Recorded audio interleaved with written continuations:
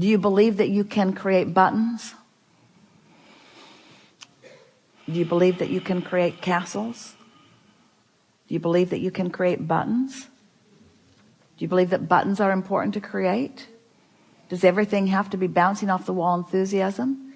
Is there power in satisfaction? Do you like molding the clay of your mind deliberately? Do you think that you need to think more or rest more? Do you think that you need to try harder or try less? Do you associate trying with action or thinking? Do you need to try to think better thoughts? It was a trap. Do you need to try to think better thoughts? Or do you need to relax into better thoughts? Will the better thought come in the relaxation? Is a better thought already there? Is a better thought a manifestation that will flow into your grid if you will allow it? So, do you think that you get more done with your long list of things you need to do? Or do you get more done by allowing yourself more leeway? If we were standing in your physical shoes, we would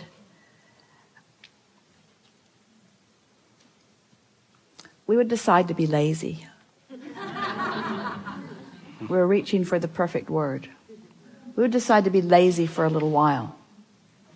Because in your giving yourself permission to be lazy, you're giving yourself permission to allow your grid to fill in with everything that you've already chosen and put into your vortex. The word lazy has an unpleasant connotation, doesn't it? Because it's humans measuring themselves against other humans based upon a flawed premise. And the flawed premise is, the more you do, the more you're worth. And that is the most flawed of all flawed premises. I'd like to give you the premise that is at the basis of your universe. The better you feel, the more you allow. You could not be more deserving. You came as deserving beings into this time-space reality with powerful and clear intent. You've been mixing it up with others and defining what's important, not only to you personally, but important to you on behalf of others. You've included in your vortex the well-being of many others. In some cases, mass consciousness. In some cases, a community. In some cases, a family. But you've included in your vortex a desire for the well-being of far more than your personal self. But it is necessary for you to tend to the well-being of your personal self in order to be a productive advocate for the well-being for anyone else. In other words, you cannot give, or you cannot extend, or you cannot punctuate, or you cannot accentuate, you cannot assist anything that you are not already feeling. Which means, if you are wanting in an altruistic way to be of advantage to everyone you know, you first have got to find a way to be of advantage to yourself. Which means you want to carve out more time to be nicer to yourself. More private time. More time under the bridge.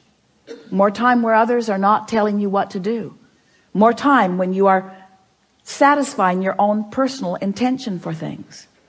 If we were standing in your physical shoes and someone were to ask you to do something, we would stop in the middle of the request and we would evaluate it completely.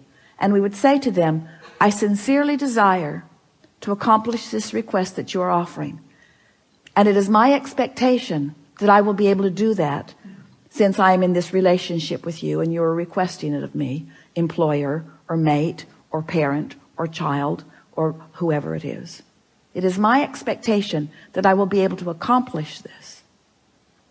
I just have to insert one thing in the foreground of this request. I will accomplish it for you as long as I can first accomplish ease for myself in the process. Really want you to ponder that a little bit. Esther, on one of the earlier cruises,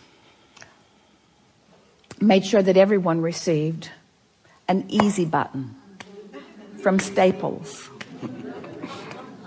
Everyone got one. And Esther found a box of them in the attic the other day, and she spread them all around her house because she wants to amplify the ease of things, not the hardness. She wants to no longer justify the well-being that flows to her by pointing out how hard she's working in relationship to others. She wants to emphasize the well-being that's flowing to her by remembering the vibrational alignment that she is achieving. If we were standing in your physical shoes, we would do these things every day, and then anything else that you have time for. We would meditate for 15 minutes every day, which means we would quiet our mind with the simple intention of allowing our cork to float. We would go outside no matter what the weather, and we'd move around in it in appreciation of this planet. We would look up and around, and we would find things to acknowledge, and we would talk about them right out loud. Esther walks through her gardens and says to everything, "You are my favorite. You are my favorite. You are my favorite. You are my favorite. You are my favorite stone on the pathway. You are my favorite bird in the tree. You are my favorite flower in bloom. You are my favorite flower not in bloom. You are my favorite tree. You are my favorite bush. You are my favorite frog. You are my favorite frog. You kept me awake all night, but you are still my favorite frog." In other words, so first thing, meditate. Second thing, spend more time outside. Third thing, we would buy a notebook. We would call it My Book of Positive Aspects. And we would fill at least 3, 4, 5 is even better, pages of positive aspects. 5 different subjects, and write the positive aspects of it. Training your vibration into that upward place. And then there is one last thing that if we were standing in your physical shoes, we would do every single day.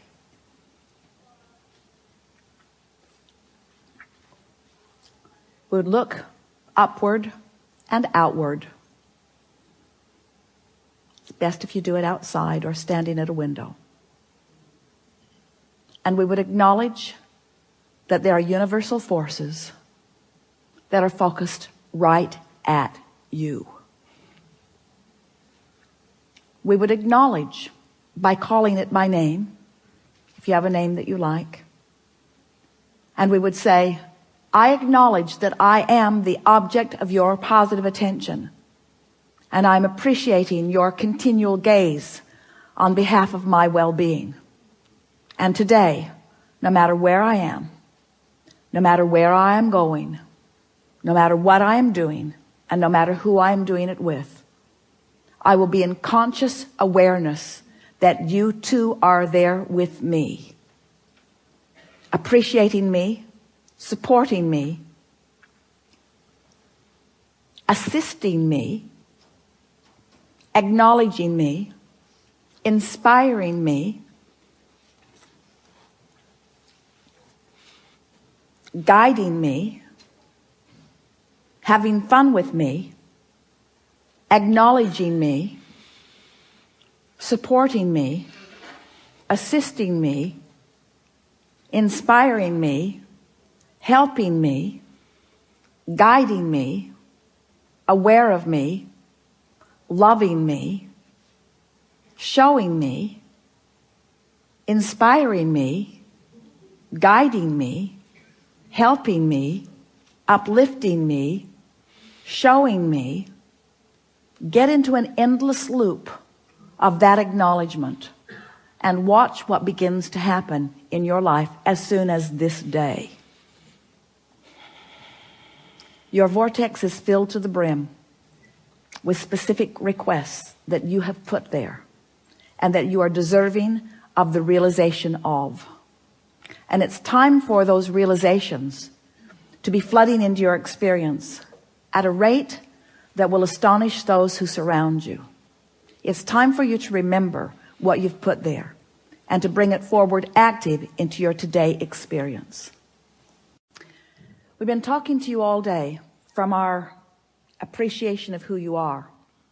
But even as we express it from our powerful point of knowing, we know that you don't yet know who you are.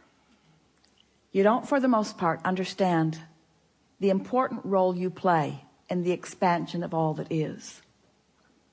We stand as the beneficiaries of all of the vortices that you have accomplished, and we revel in them. But it is our powerful desire that you now, here in your physical bodies, allow yourselves to be the recipients of the physical manifestation of those things that you have put there. Because that was the plan. You didn't say, I'll go forth and fill up a vortex full of things that I care about and deny myself of the realization of them. You said, I'll go forth and I'll experience the fullness of that, you see. And so as we visit with you here today, it is our acknowledgement that in these hours that we've been together, because of the willingness of you to listen and play with us, and because of the willingness of those to ask the questions in the way that you have, it's our knowing that your vibration is shifted to a new place. And it is our expectation that your expectation has also shifted to a new place. Your life is forever changed, and we don't say that to everyone. We don't say it every seminar. We don't say it every time, but it is true today. Watch for the evidence of it. There is great love here for you. And as always, we remain in the vortex.